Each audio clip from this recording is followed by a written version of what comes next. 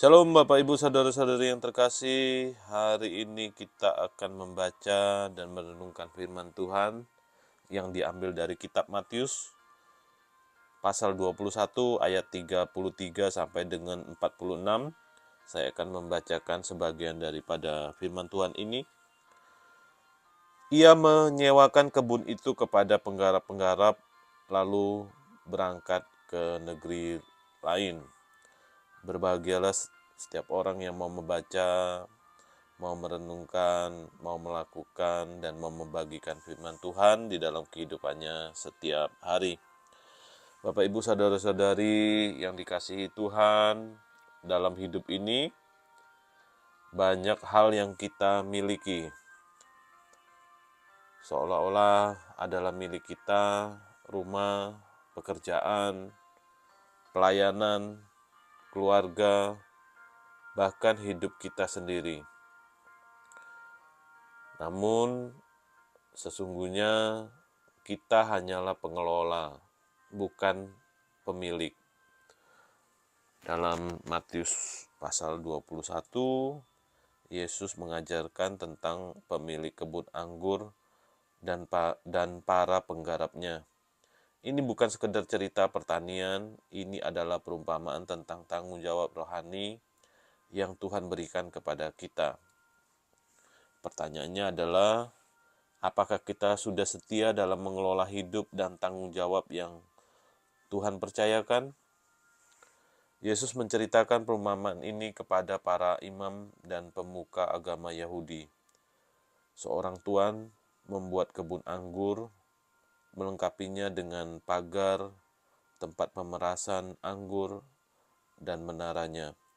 Ia menyewakan kebun itu kepada para penggarap dan berangkat ke negeri lain. Ketika tiba musim panen, sang tuan mengirim para hamba untuk mengambil hasilnya. Tapi para penggarap malah memukuli, membunuh, dan melempari hamba-hamba itu. Bahkan ketika sang tuan mengirim anaknya sendiri, mereka membunuh anak itu juga. Yesus menyampaikan bahwa ini adalah gambaran tentang Allah sebagai pemilik kebun anggur, bangsa Israel sebagai penggarap, para nabi sebagai hamba, Yesus sendiri sebagai anak Allah. Akhir cerita, para penggarap itu dihukum dan kebun anggur itu diserahkan kepada orang lain yang bisa dipercaya. Perumpamaan ini punya makna kuat dan relevan bagi kita hari ini. Tuhan ingin kita menyadari bahwa semua yang kita miliki adalah milik Tuhan. Ia menyewakan kebun itu, Tuhan mempercayakan, bukan menyerahkan secara mutlak. Kita hanyalah pengelola.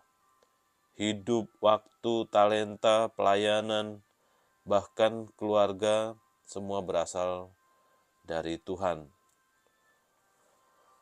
Tuhan memberi waktu, tapi juga akan datang menuntut buah. Pemilik kebun anggur tidak langsung datang, dia memberi waktu, namun pada saatnya ia menuntut pertanggungjawaban. Tuhan memberi kita kesempatan untuk tumbuh, berkembang, dan berbuah. Tapi satu hari nanti dia akan bertanya, apa yang sudah kamu lakukan dengan apa yang aku percayakan? Jangan abaikan suara Tuhan yang terus mengingatkan. Para penggarap tidak langsung dihukum. Sang Tuan mengirim hamba demi hamba.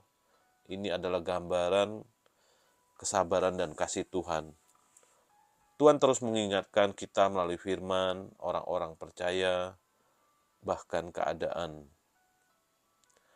Jangan tolak sang anak. Puncaknya adalah ketika sang Tuan mengirim anaknya dan mereka membunuhnya. Ini adalah gambaran bagaimana dunia menolak Yesus. Tapi hari ini kabar baiknya adalah Tuhan masih memberi kesempatan untuk menerima sang anak. Yesus masih mengetuk hati kita, dan siapapun yang menerimanya akan dipercayakan dengan kebun anggur yang baru, tanggung jawab ilahi yang kekal. Tuhan tidak sekedar memberi kita anugerah, Dia juga memberi kita tugas dan tanggung jawab. Dia memanggil kita bukan untuk hidup sembarangan, tapi untuk mengelola dengan bijak dan menghasilkan buah.